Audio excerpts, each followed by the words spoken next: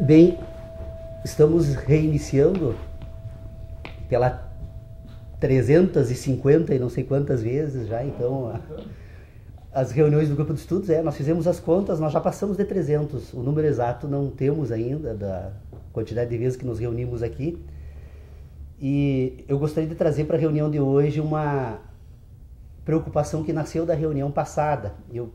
Eu pelo menos, eu não sei de que forma os integrantes do grupo tratam a nossa participação aqui, mas então eu vou tentar dizer como eu trato, para ver se a gente está em busca do mesmo objetivo.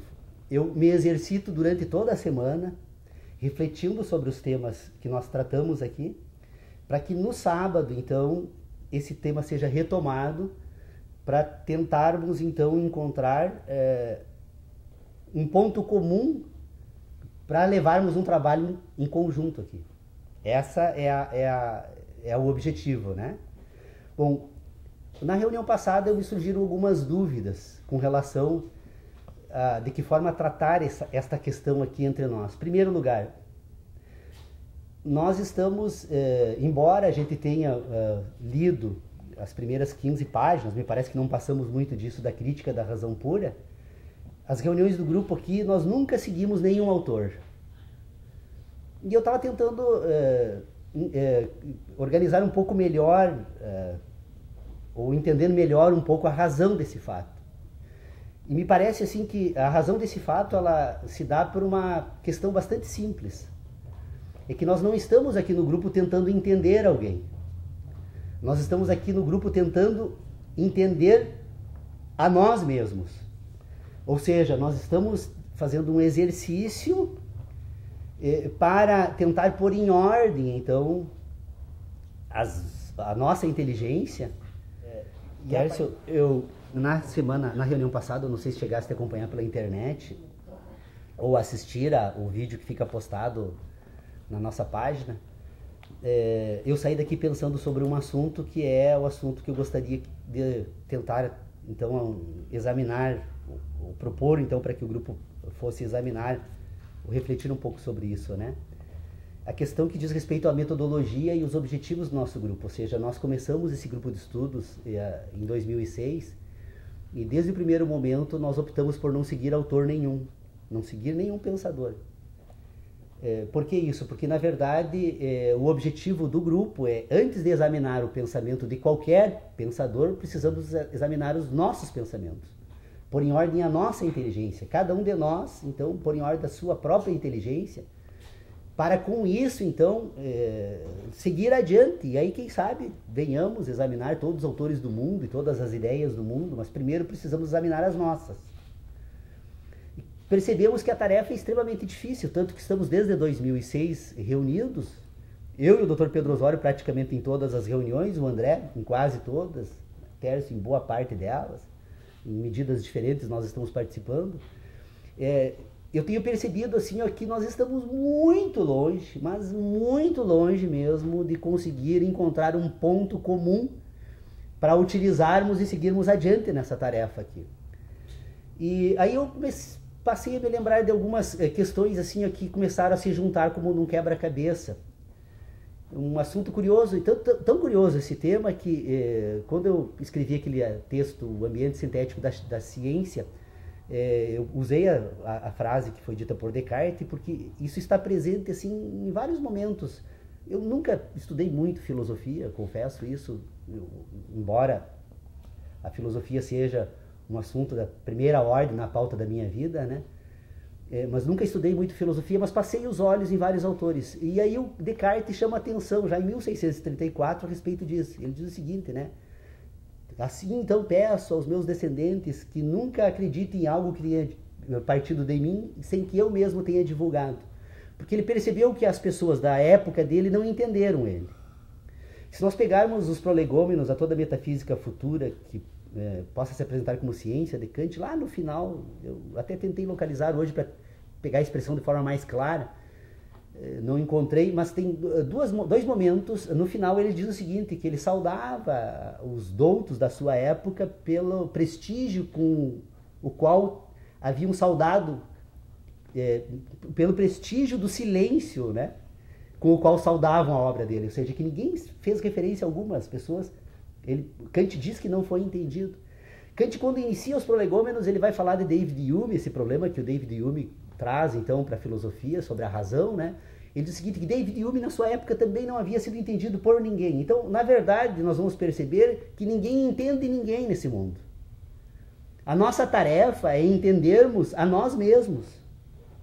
Então, a função do grupo de estudos aqui não é para que vocês me entendam, para que eu entenda o Tércio, o Dr. Pedro Osório, para que um entenda o outro aqui. Eu acho que nós não podemos jamais imaginar que isso seja possível. A nossa tarefa aqui é entendermos a nós mesmos. E aí, então, o exercício que nós fazemos é para tentar ordenar essas nossas ideias, essas nossas inteligências, para encontrar, então, um ponto comum que possa ser utilizado como partida, então, de um novo trabalho. Porque a filosofia, isso chega a me causar um certo desânimo, né? Mas que a filosofia fracassou até hoje, nós não precisamos dizer isso, é perceptível, né? É tão perceptível que cada filósofo é uma ilha, cada trabalho é algo que... Então, esses trabalhos, eles precisam ser compreendidos como provocações. Nós podemos aceitar provocações, mas provocações para que, então, possamos, a partir das provocações, organizar a nossa inteligência. Jamais imaginando que vamos conseguir pegar emprestado isso de alguém. Ora, seria fácil, né? Uma receita de inteligência, que eu pegasse um livro e decorasse o livro, pronto, me tornei um homem inteligente. Ora, decorar um livro e dominar a própria inteligência são tarefas completamente diferentes. Conheço pessoas que recitam livros do início ao fim, sem entender uma vírgula do que foi escrito, né? Então isso não significa inteligência. E a filosofia de hoje, ela nos convence, ou tenta nos colocar, então, na cabeça de que ser inteligente é reunir o recorte de pensamentos de quanto mais autores. Então, se eu reunir o pensamento desses 200 autores, eu sou tentar transformar num pensamento único, que seria o teu, então agora uma produção a partir da inteligência do outro, você estaria fazendo algo de novo, não se faz absolutamente nada.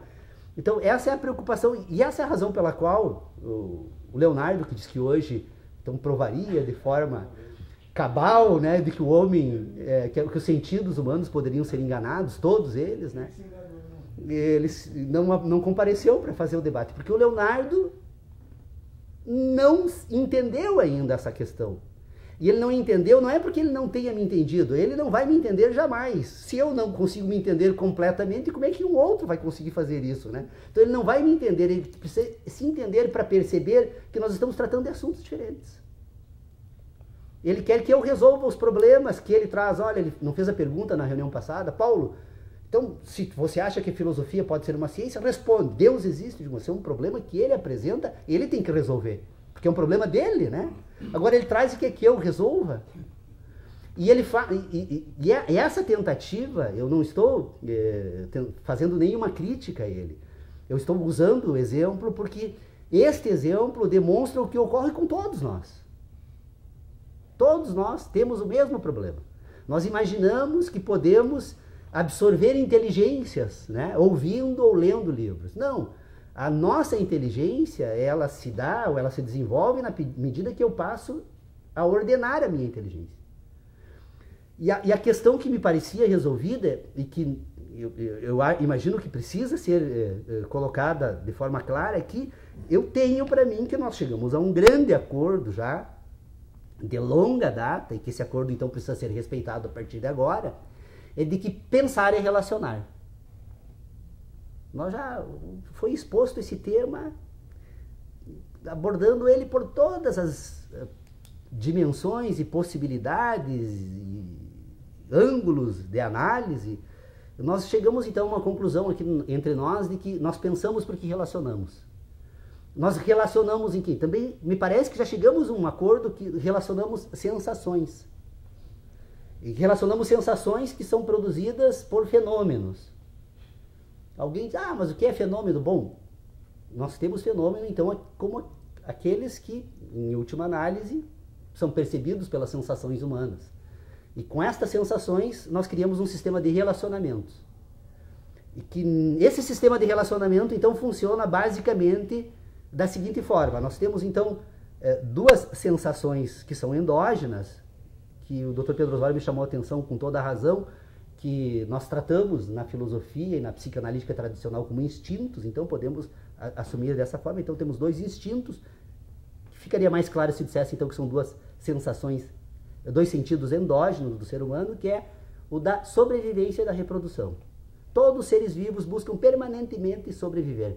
Eles se reproduzem permanentemente para isso. Organicamente isso ocorre. Então eu tenho esses dois comandos vitais e eu tenho 4 sensações que são externas, que são sensações produzidas organicamente no meu corpo, que são produzidas pela audição, pelo tato, pelo olfato e pelo gosto. Essas 4 sensações, relacionadas com estas duas sensações endógenas, constituem então o que nós chamamos de inteligência de sentidos, que é o primeiro ponto de relacionamento que o ser humano utiliza para pôr a sua inteligência em ordem. Essa inteligência de sentidos, por sua vez, ela faz uso de um outro sentido que eu destaquei aqui separado para ser examinado, porque ele tem uma natureza diversa, que é o visual. Enquanto os 4 sentidos orgânicos se comuniquem organicamente com os 2 sentidos endógenos, eu tenho o sentido visual, que ele é apenas um sistema de ordenação de informações que se apresentam através de um processo de natureza lógica. As informações visuais são capturadas pela retina e ordenadas na nossa inteligência, que depois precisa ser examinada de uma forma separada. Então, as informações visuais são informações lógicas, que a retina decifra através de ondas luminosas. E se nós formos tratar da parte da inteligência que trabalha unicamente com a luz, nós ficaríamos aqui eternamente tentando resolver esse problema, porque são tantos.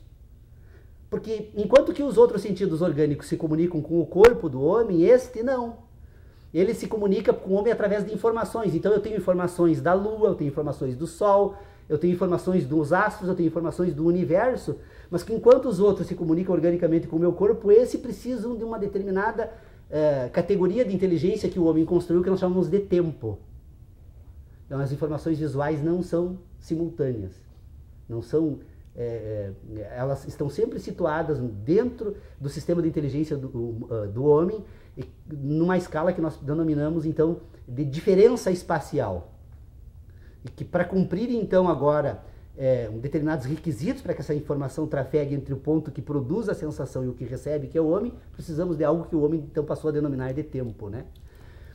Então, se nós concordamos que pensar é relacionar, e se nós concordamos que ao relacionar sentidos, relacionamos desta forma, e que até posso depois, mais tarde, receber informações de que deixamos de considerar A, B ou C fator, porque provavelmente existam na natureza outros fenômenos que, por não afetarem as sensações do homem, não sejam percebidos pela inteligência do homem.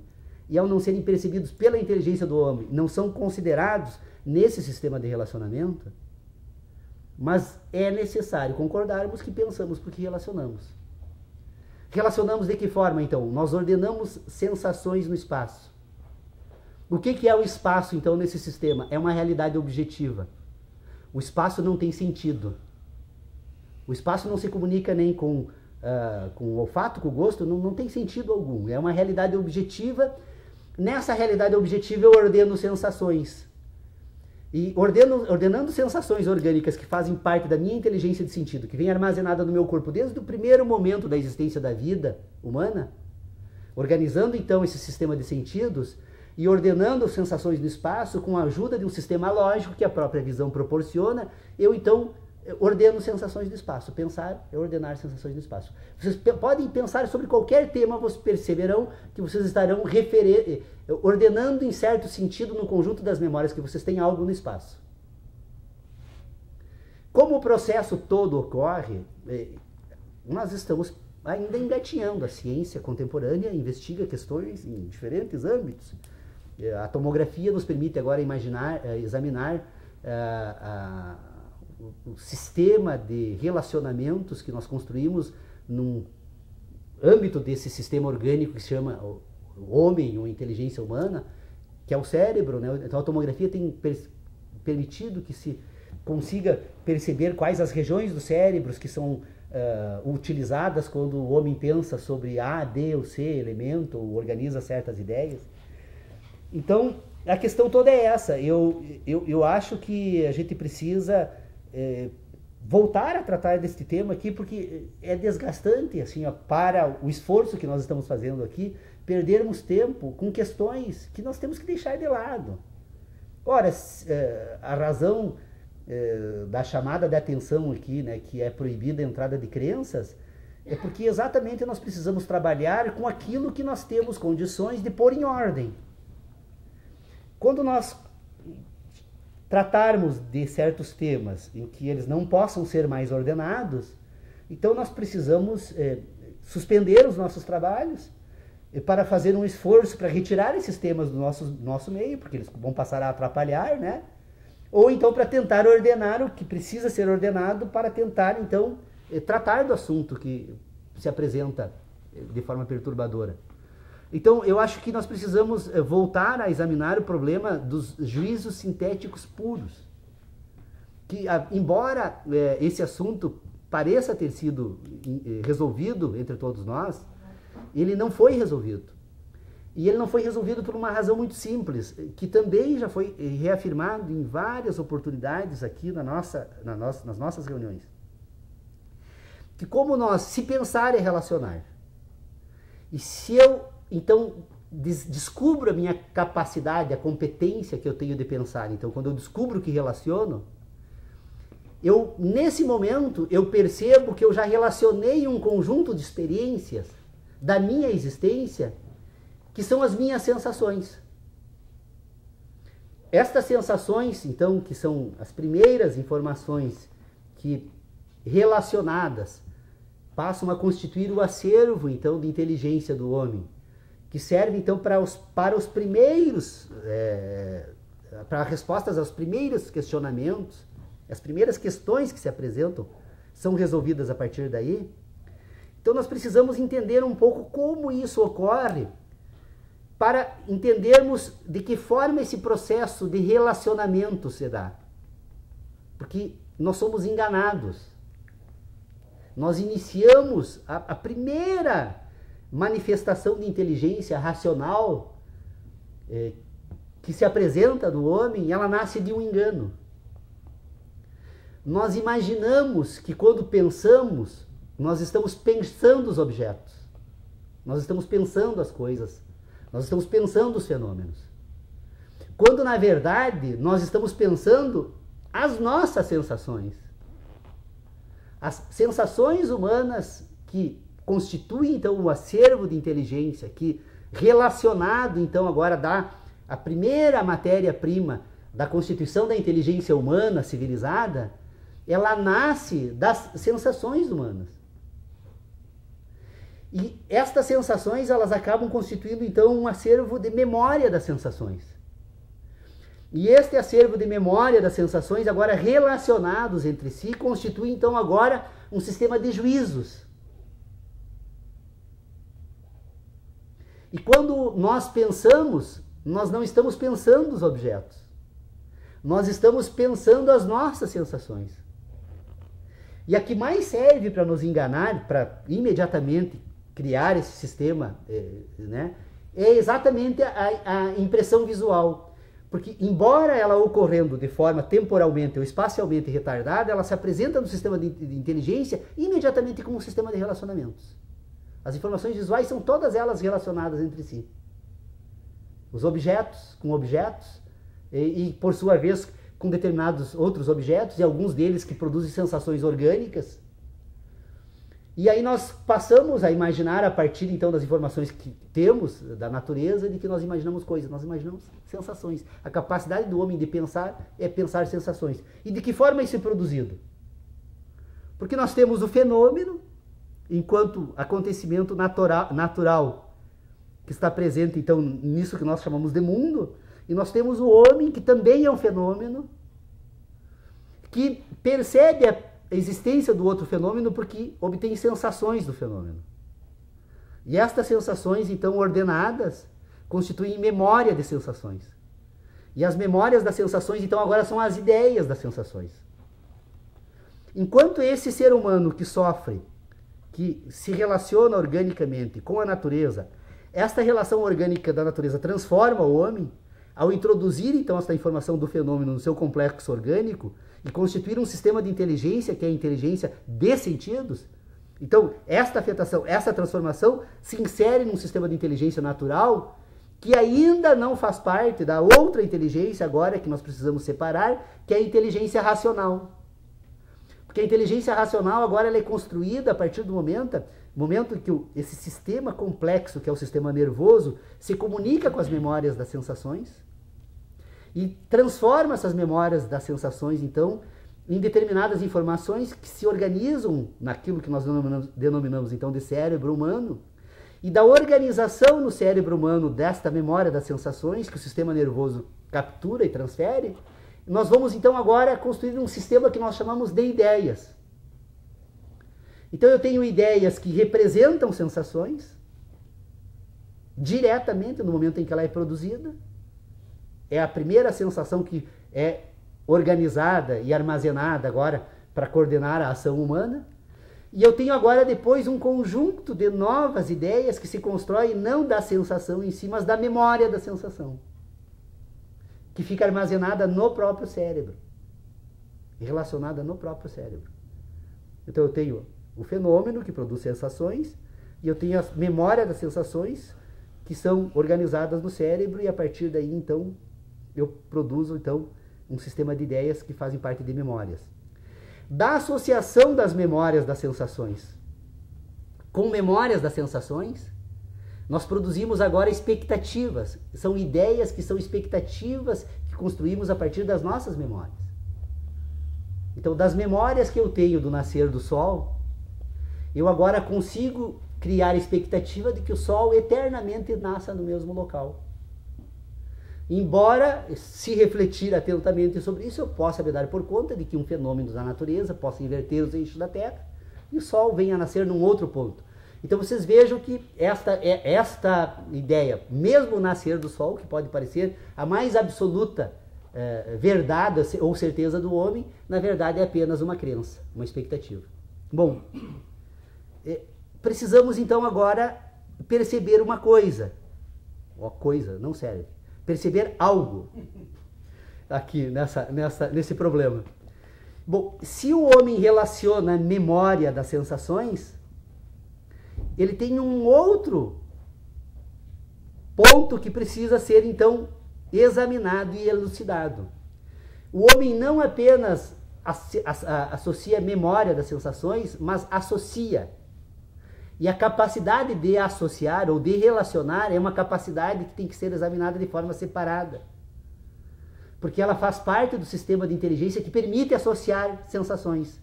Então, se tem algo que permite associar sensações, então tem algo antes das sensações, que é a capacidade de relacionar. Então, tentando ser sintético, para não ser enfadonho, já que falo há bastante tempo, desde o início da reunião, vamos tentar sintetizar aquilo que já foi tratado. Nós já tratamos desse assunto. Então, eu tenho um sistema que produz ideias que são resultados das sensações. Este sistema de ideias que são resultados das sensações são as experiências humanas. São ideias das verdades humanas. Toda vez que eu tenho ideias que foram produzidas por sensações, eu então produzir uma ideia que eu denomino de verdades. Como as sensações são individuais, eu não posso sentir dor pelo Dr. Pedro Osório, nem ele por mim. Então, cada ser humano constrói um sistema próprio, único, individual de verdades. Então, as verdades são individuais. Todo ser humano é dotado de verdades. E as verdades humanas, então, são as relações, o sistema de ideias produzidas pelas sensações. Depois o ser humano tem uma capacidade de relacionar. E essa capacidade de relacionar, ela é uma capacidade autônoma, que independe das experiências. Embora o homem descubra que consegue relacionar e que descobre isso a partir do momento em que ele relaciona as sensações, um esforço da nossa parte permite perceber que é possível retirar desse sistema todas as sensações e ficar apenas com a capacidade de relacionar. Essa capacidade de relacionar humana, ela é descoberta, ela é percebida quando passarmos a refletir sobre os juízos da matemática. A matemática é um sistema de ideias que relaciona ideias com ideias. E que estas ideias são ideias puras. Elas são puras porque não dependem de sensações. E na medida em que o homem relaciona ideias com ideias, então ele tem um sistema de juízos que nós chamamos de juízos que ele constrói por identidade. As ideias são idênticas às outras ideias. E se eu consigo construir ideias idênticas às outras ideias, das relações de ideias com ideias, eu consigo construir um sistema de signos que representa ideias sem objetos. E eu descubro que é possível construir um sistema de conhecimento completamente emancipado dos fenômenos da natureza e das minhas sensações. Esse sistema de conhecimento chama-se, então, juízos sintéticos puros, ou os juízos da certeza do homem. Nós temos certezas, e as certezas se apresentam quando refletimos sobre os juízos matemáticos. E quando fazemos isso, percebemos que todos os seres humanos possuem exatamente a mesma capacidade. Salvo uma deficiência de natureza orgânica, que impossibilite a utilização de todo o complexo orgânico humano, o homem, tal qual conhecemos hoje, todos eles, conseguem construir um sistema de certezas absolutamente idêntico. Um sistema de ideias que se comunicam por identidade. Ora, se nós temos a capacidade de perceber a existência deste âmbito de inteligência, que é um sistema de inteligência em que eu construo ideias que se comunicam entre todos os seres humanos e por identidade, nós temos então o primeiro ponto de partida para fazer uso na nossa tarefa aqui do grupo. Só que tem um problema. Dominar esse sistema não é algo que possa ser aprendido. É algo que precisa ser desenvolvido em cada um de nós. Porque nós não vamos, se nós resolvêssemos seguir adiante com firme propósito de construir a mais absoluta ciência, nós ficaríamos divagando sobre matemática pura aqui e nós construiríamos um sistema rigorosamente científico que jamais cético algum teria entrado. Mas não é, a tarefa nossa não é essa. A tarefa nossa aqui é ir adiante. Nós precisamos agora, então, explicar a partir desta referência, que é uma referência segura, do fato de termos certezas, o que compõe, então, esse sistema de inteligência do homem agora, que nós denominamos, então, de conhecimento, ou de inteligência racional.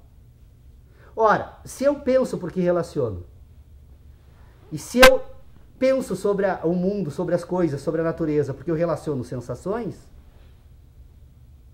a capacidade de relacionar, então, é a capacidade de pensar, e a capacidade de relacionar sensações, então, agora precisa ser ordenada. Eu preciso, então, relacionar em ordem. Porque nesse ambiente das sensações, tem os antecedentes e os consequentes, né? Vamos voltar lá a David Hume, né? Não, tem algo que ocorre sempre antes de algo. Então a capacidade de relacionar é a primeira que nós percebemos, relacionar sensações é a segunda que nós percebemos, e agora nós temos um homem que, a partir desse instrumental todo, ele age. Este homem age, então, nós temos um homem que sente, nós temos um homem que pensa, e nós temos um homem que age. O homem que sente é um homem, então, que é um complexo orgânico. Tem um conjunto, quase que uma boa parte dos cientistas do mundo hoje estão tentando desvendar como funcionam esses processos orgânicos. Tem grupos que estudam o DNA, tem grupos que estudam a estrutura fisiológica, orgânica em si, e tem grupos então que se dedicam a uma série, mas tem grupos focados aí. A nossa função aqui agora, então, é nos focarmos nesta capacidade humana do homem que pensa. Porque se formos tratar do homem que age, as variantes são tantas que nós vamos praticamente nos perder neste conjunto de variantes. Então eu acho que devemos continuar ainda trabalhando com o homem que pensa. E se nós pensamos porque relacionamos, se relacionamos sensações, nós vamos perceber então que agora ainda, além das verdades, então que são individuais, e das certezas que são universais, o homem ainda tem um outro sistema de inteligência que faz parte desse complexo agora, que precisa ser pelo menos compreendido que ele existe. Que é a capacidade de produzir juízos que são resultados das memórias das sensações. Ou seja, o ser humano que se queima, ele não precisa se queimar pela segunda vez para saber que aquele objeto queima. Ele tem memória dessa, ele tem informação, apesar da própria inteligência orgânica orientar ele vai saber perfeitamente, mesmo que não tivesse a capacidade de pensar. Os animais percebem isso, né? Tem um certo sistema de inteligência nosso, que é exatamente o mesmo dos animais, e que a capacidade de sentir, me parece que ela aparentemente não tem muitas diferenças com os animais. Então nós estamos falando não apenas do homem, mas agora também falamos dos animais. Então nós temos a capacidade, então, orgânica de sentir. O ser humano agora, então, tem memória das sensações. E essa memória das sensações permite que ele construa agora um sistema de referências que organiza memórias e produz o quê? Produz expectativas. Aquilo que nós chamamos de ciência da natureza, ou aquilo que nós chamamos de ciências dos elementos, né? Na verdade é um sistema de expectativas que nós construímos, e que nós construímos porque temos a capacidade de guardar memória das nossas sensações, e das memórias das sensações nós temos a capacidade então de construir um sistema de expectativa a respeito das experiências que nós temos das memórias das sensações. Nós construímos então um sistema de crenças. A ciência não é nada mais, nada menos do que um sistema de crenças. Por que é um sistema de crenças? Porque na verdade basta serem ordenadas novas sensações, ou percebidos fenômenos que não faziam parte das sensações relacionadas pelo cientista, que ele acaba sendo obrigado a reformular tudo aquilo que até então era mais absoluta verdade científica. Então a capacidade de crer, de ter expectativas, é a capacidade de ter crenças. E essa é a capacidade do sistema de inteligência do ser humano, na racional. A maior parte da inteligência humana, então, está fundamentada em crenças e não em verdades, e muito menos ainda em certezas. Aliás, a certeza, ela serve como um instrumento, a associação dos juízos de certeza com as verdades, da associação desses juízos, as memórias das verdades com os auxílios dos juízos de certeza, permitem produzir crenças. Então, qual é a tarefa, o exercício que tem que ser buscado aqui nas reuniões do nosso grupo, nos nossos sábados? É fazer um exercício. Eu não espero que vocês me entendam das nossas reuniões aqui. E não espero entender ninguém aqui também. Mas espero que todos nós consigamos nos entender. Porque se nós construímos a nossa inteligência a partir do reconhecimento que ela nos engana, e nos engana porque estamos relacionando algo que, na verdade, não é real. Nós imaginamos que relacionamos objetos, quando, em verdade, relacionamos sensações. E relacionamos porque temos a capacidade de relacionar. E porque temos a capacidade de relacionar, nós temos também a capacidade de separar as relações das sensações, para então tentar identificar aquilo que a ciência, desde longa data, então, vem chamando de objeto material e o objeto formal da ciência. Por quê? Porque todos nós temos um objeto formal, todos temos um sistema formal de inteligência. O sistema de relacionamentos que nós construímos para pensar sobre a natureza, sobre nós e sobre o mundo, faz parte daquilo que nós denominamos, então, de sistema formal de inteligência. São as relações entre todos os fenômenos, nos quais o próprio homem se inclui. E o objeto material desse ambiente agora é a relação e a sensação. Eu preciso aprender a separar a sensação da relação. Porque uma coisa é a sensação. Outra é a relação que eu faço da sensação utilizando minha estrutura racional. Às vezes, a relação que eu faço na estrutura racional não fecha com a relação produzida organicamente na inteligência de sentidos. E o ser humano tem o quê? O trauma. Porque a inteligência de sentidos, na verdade, não é nada mais, nada menos do que subconsciente humano. Aquilo que a psicanálise chama de subconsciente, na verdade, é o mais perfeito, complexo, formidável sistema de inteligência, que é a inteligência de sentidos. Que é a inteligência racional que o homem desenvolve depois, no curso da sua existência, permanentemente e insistentemente tenta descobrir. A razão humana, na verdade, aquilo que nós chamamos de razão humana, é uma busca permanente de ordenação das sensações. Mas nem todas as sensações são ordenadas pela razão. Porque a razão historicamente surge depois da sensação. E o homem que tem a capacidade de sentir, ele sente muito antes de aprender a pensar. Então, quando o homem aprende a pensar, a inteligência de sentido já está pronta, já está constituída. E o conflito entre a inteligência de sentido e a inteligência moral ou de ideias, que nós já tratamos aqui, eu estou tentando realmente sintetizar, porque me parece que a gente temos dois participantes, uma participante nova, um quase novo, né, que é o Bonifácio, ou Apolinário, desculpe. Estou tentando retomar rapidamente o que a gente vem fazendo desde 2006, para chamar a atenção disso, a necessidade de virmos com esse propósito para cá. Propósito de nos provocarmos uns aos outros. E também eu acho que um esforço que nós precisamos fazer aqui, aí é um apelo que eu faço, é que a gente não imagine que eu possa trazer problemas para os outros resolverem aqui. Ora, se eu não conseguir resolver os problemas, eles não estão prontos para virem para esse ambiente aqui ainda.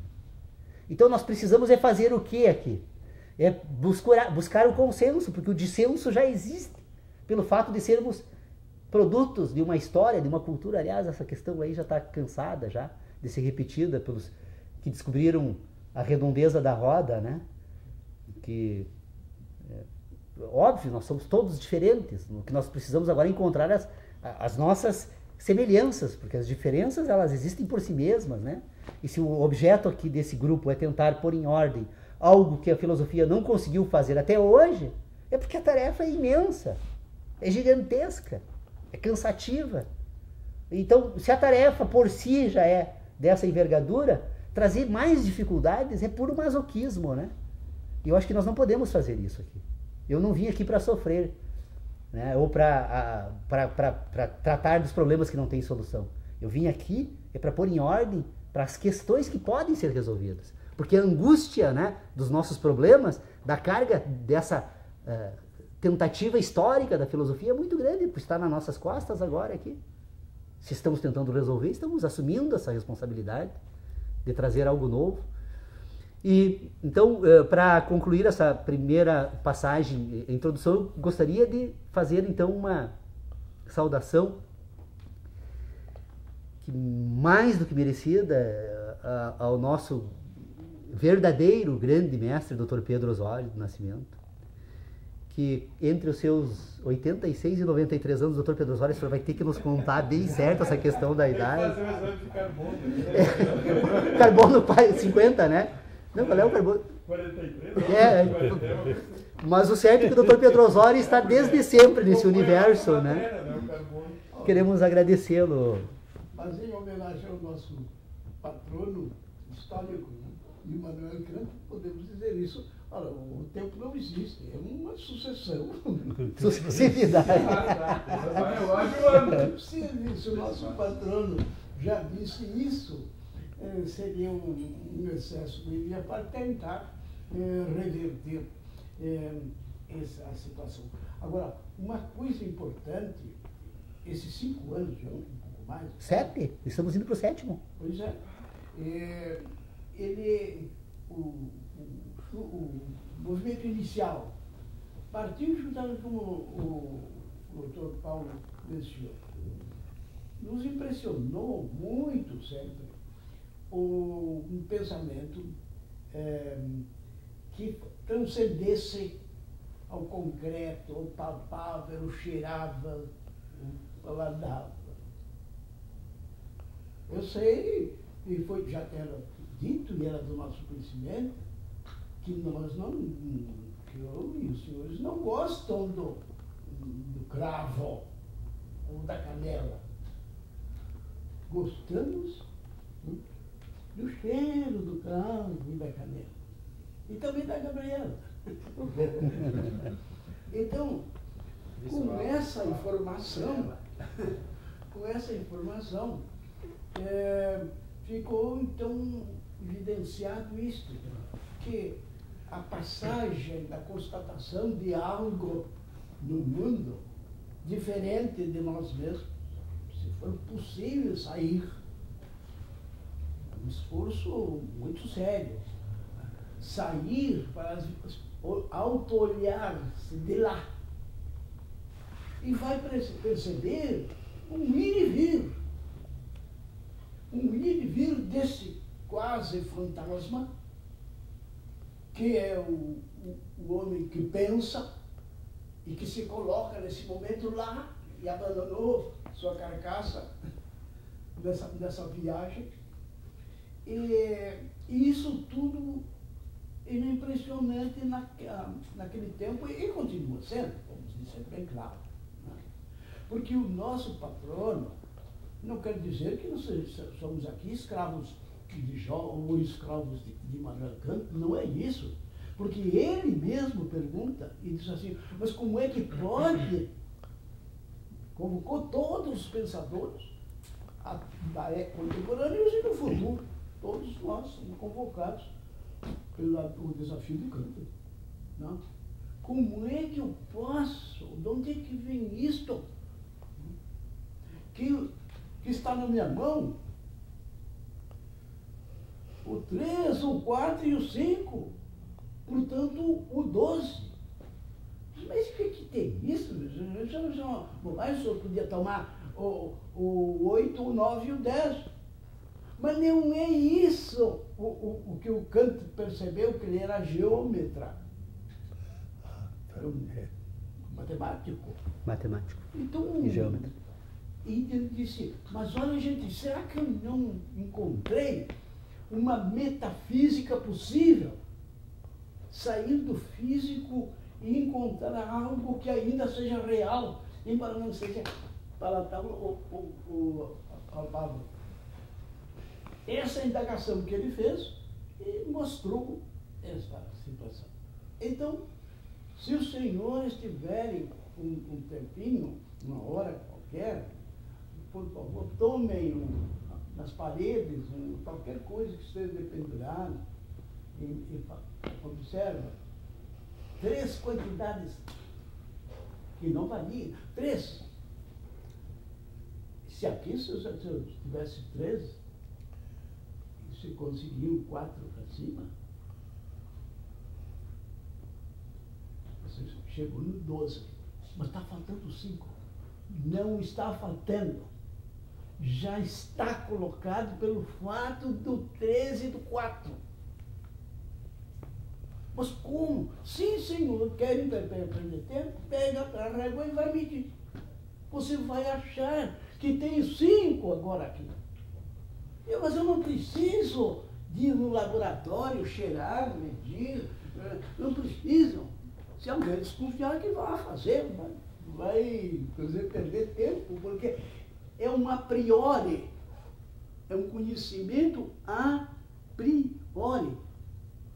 E puro. Por que é puro? Porque eu não preciso pesar, não preciso fazer coisas de laboratório, de investigações, da verdade e da não verdade. A verdade está aí. E a partir de um exemplo simples desse, por que não avançar em outras áreas? Quanta coisa pode se chegar? Como podemos também não encontrar mais nada? Mas vale a experiência. E Immanuel Kant tentou e colocou isso. E foi responsabilizado, de certa forma, padeceu muito por causa disso. Ele era um pietista, né? E de família, mãe, pietista, bem piedosa, pietar. Ele nos deixou isso, esse legado a ser praticado. Tem uma passagem que o Dr. Paulo aqui encontrou, e foi ele, dentre os muitos médicos, o primeiro a nos chamar a atenção. Olha, o Kant fala, os tradutores dele falam que é em juízo analítico. Vamos parar com isso. O Kant hoje não confirmaria isso de jeito nenhum. Não há juízo analítico. A análise é simplesmente a verificação da sensação. Das sensações que os componentes de alguma estrutura agora não nos fornece, ou que vamos a ela. Então, por isso, eu me diz que, e foi o nosso, há 5 anos, né, 7, então. 6 de Eu me recordo 4 de abril de naquela 2006. ocasião, me socorri de uma postura puramente didática, com intenções pedagógicas, colocando um dado do mundo para desmaterializar qualquer coisa. Um dado. E um sujeito cognoscente, investigando aqui. O que ele estabeleceu? Relações. Aí entrou o Dr. Paulo. Ele está se relacionando. Exatamente, Kant já falou nisso. Da relação do sujeito cognoscente com o dado novo, surpreendente do mundo, o sujeito se modifica. O sujeito pensante. O que vivemos então fazendo aqui? Nos modificando a cada encontro, revisando, pensando. Mas será que vocês não têm outra coisa que fazer? Temos, mas no momento, para os sábados, concluímos que era salutar esses encontros. No momento que cada um vai passar a trazer, estão fazendo isso, seguramente, e vai consolidando isso, porque obriga o Paulo a explicar os seus posicionamentos. E daí ele não pergunta, porque nós estamos aqui, se eu me entender, na casa dele, né? Ele sabe que nós não seríamos mal educados. Diz, me mostra de onde é que você tirou isso. Eu disse, eu não sei, mas arrisco a dizer que é do exercício de algo que eu disponho e que posso garantir que vocês também, porque eu sou semelhante a vocês. Nós somos semelhantes. E somos diferentes de quem? De outras classes que formam gêneros ou espécies, né? Animais, né? Pertencemos, mas somos diferenciados. Vamos usar então dessa diferença para pensar os outros corpúsculos que possam estar aí no universo. Então, ninguém ensina ninguém, mas é um modo de convidar para andar. Eu gosto muito de uma figura que o Paulo utiliza. Diz, vamos abrir uma trilha nessa floresta. Mas aí, cara, está cheio de sinais aqui de trilha. Não, essas aí já fracassaram. Então, nós vamos nos informar. O que é que eles disseram? Eles deixaram o escrito. Ah, é bom, muito bom. Mas vamos nos enganar, nos equivocar, nos perder. Cunhada essa frase pelo doutor Paulo, pelo menos em outras trilhas. Não aquelas batidas, mas para que essas outras? Para voltar às trilhas antigas. Colocar uma placa em cada uma. Se tiver um tempinho, examina o problema da inteligência humana. Como é que ela constrói, como é que ela verifica, e se é verdadeiro o que nós podemos chegar pelo pensamento, pela criação no telhado. Esse é um resumo do que nós andamos fazendo por aqui. E todos que aqui têm chegado têm muito a dar. Porque a maioria está ainda em estado de pureza. E em estado de pureza, e de certa forma, todos nós estamos aprendidos, então, estamos em estado. E esses têm muito a dar, porque ele agora recebeu um choque, ele vai dizer, mas como? Os senhores estão duvidando que eu não conheço as coisas, mas eu chego, eu apalpo, eu cheiro, não, eu conheço as coisas. Mas a qualidade e a extensão desse conhecimento, o senhor acha que esgotou toda a possibilidade? E o seu vizinho, e no futuro, como é que é? Para onde vai isto? O que somos, de onde viemos e para onde vamos? Obrigado. Perfeito, doutor Pedro Osório. Olha aí a razão pela qual é o nosso grande mestre aí mesmo, doutor Pedro Osório, extraordinário como sempre. Eu só queria chamar a atenção de uma questão aqui, talvez, que a gente precisa considerar. Descartes e Kant, os dois. Se vocês forem estudar a história da crítica da razão pura e do discurso sobre o método, os dois relatam a mesma experiência. Que quando começaram a refletir sobre os problemas da inteligência, né, da capacidade humana de pensar, eles perceberam que estavam sendo permanentemente enganados pelos sentidos, né? Portanto, as relações que faziam, elas estavam sempre sujeitas à dúvida. E tanto Descartes quanto Kant levaram 10 anos fazendo esse exercício, esse esforço intelectual, para separar, então, da inteligência o que é inteligência e o que é sensação. Só não faltam 10 anos? 10 anos. O Descartes, ele que relata... E nós, então? Estamos a 7, não é? Não, Só faltam 3 anos. Como falta? Porque, na verdade, nós ainda não... Eu tenho certeza absoluta. Olha aí, certeza absoluta. Verdade. Eu acredito que... Certeza. De que não conseguimos ainda trabalhar com... O ponto zero dos debates aqui precisa ser o seguinte. Nós temos sensação e temos relação da sensação. A capacidade de relacionar, ela é distinta da sensação. Quando eu relaciono o quê? Relaciono sensações. E as sensações são relacionadas entre si. Vocês vejam como funciona o sistema de inteligência humana. Eu vou pegar um exemplo bem simplesinho.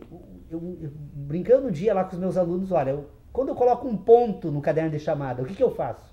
Eu crio um sistema de relacionamentos. Aquele ponto vincula o aluno com o calendário, com o local, né?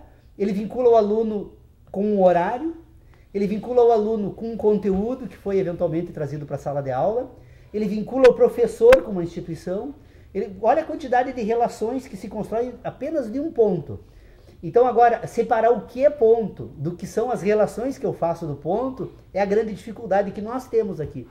Se nós temos a capacidade de relacionar, ela é autônoma, distinta das relações que eu faço. A capacidade de relacionar tem a ver com as experiências. Ela é construída pelas experiências, mas eu preciso separar das experiências. Eu descubro essa capacidade quando eu acumulo experiências. Só que quando isso acontece, eu me corrompi. Porque agora eu passo a confundir a capacidade de relacionar com as experiências. E quando eu confundo a capacidade de relacionar com as experiências, aí a confusão se torna maior ainda, porque eu não tenho condições de ordenar essas experiências no espaço. Porque uma coisa é ordenar no espaço e outra coisa é relacionar. E como eu entro enquanto elemento de relacionamento? Eu, criança, recém-nascido, qual é a capacidade de relacionar que eu tenho? Racional nenhuma. Bebê. Orgânica toda ela, a mesma que eu tenho hoje. Orgânica. O ser humano Porque recebe... é a experiência que tem. Por isso que esse bebê, por exemplo, pode acumular um trauma nesta fase, que depois o corpo dele vai perceber as sensações. Quando ele estiver presente nas mesmas condições orgânicas da natureza e que causou aquele trauma no bebê... Aí nós estamos na outra fase.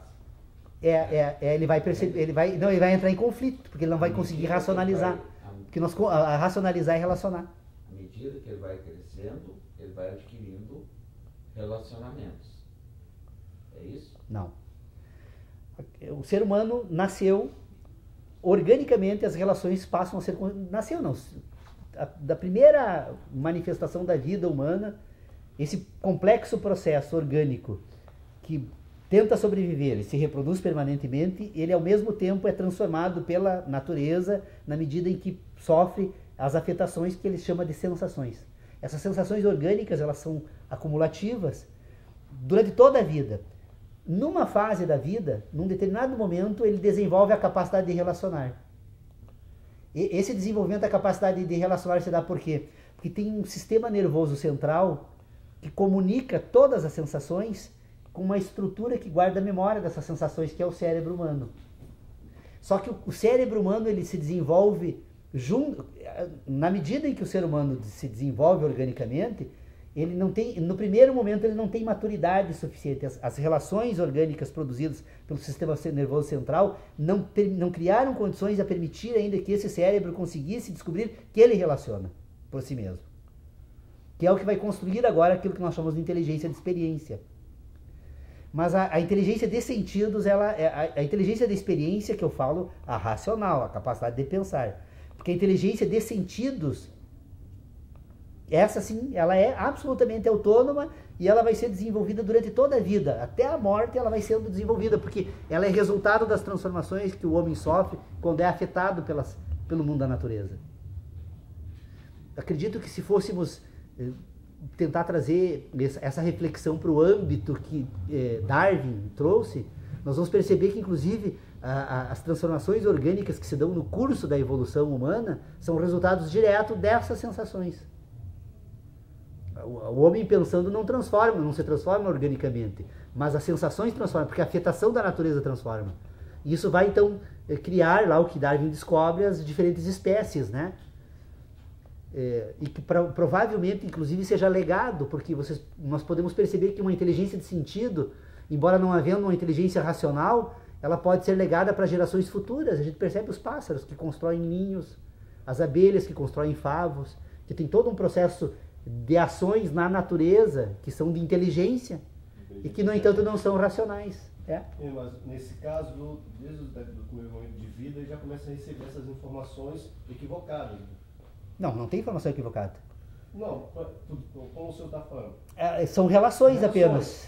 Mas se colocar na discussão de hoje, ele já está nascendo com aquelas... A confusão, né? A confusão que ele faz. A confusão já está vindo com essa confusão. O homem imagina que imagina coisas. Exatamente, para mudar isso, não vai ser fácil com esse ser. A educação fracassou completamente na atualidade exatamente por isso. Por que a educação fracassou? Porque a educação, ao invés de exercitar o estudante, ou aquele que tenta então ser educado, a dominar os sentidos, a educação tenta enganar, inclusive, quando introduz, por exemplo, certas categorias que negam os sentidos. O homem moral, o homem civilizado de hoje, ele constrói um sistema de inteligência, uma boa parte desse sistema, e ele ensina o ser humano a ter vergonha dos sentidos, a negar os sentidos, a dissimular os sentidos. Ele não ensina a dominar os sentidos, né? Que deveria ser. Por isso que eu admiro tanto a comunidade Guarani, Mibiá-Guarani, porque toda a educação que eles recebem desde os primeiros momentos da vida é a dominar os sentidos. As ideias surgem depois, o sistema moral entre eles surge como uma ferramenta auxiliar apenas.